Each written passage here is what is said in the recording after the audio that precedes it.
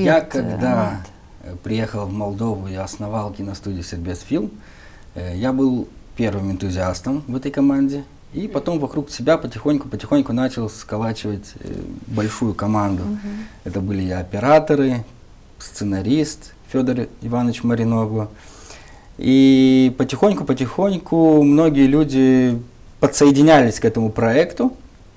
И в профессиональной среде эта идея, она получила отклик. Поддержку.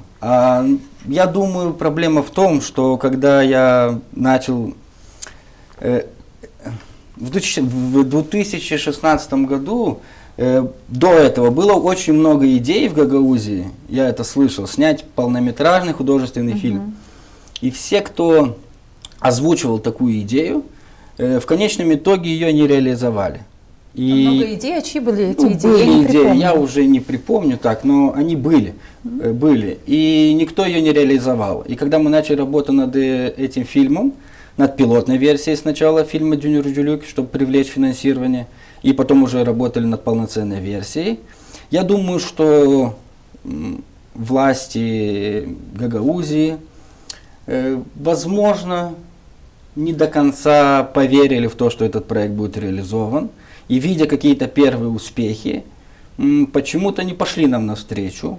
Для меня это загадка, потому что главное, что мы ставили, это сверхзадача всего проекта, это, как я уже повторял, это популяризация и сохранение гагаузского языка и культуры. То есть это основа, на которой создавалась автономия. Безусловно. Конечно же, политическая составляющая это тоже очень важно, но если у нас будет основа развития языка и культуры, то есть я тогда, когда еще давал интервью в 2016-2017 году, неоднократно повторял, нет языка, нет народа. То есть и рано или поздно встанет вопрос о существовании в целом автономии.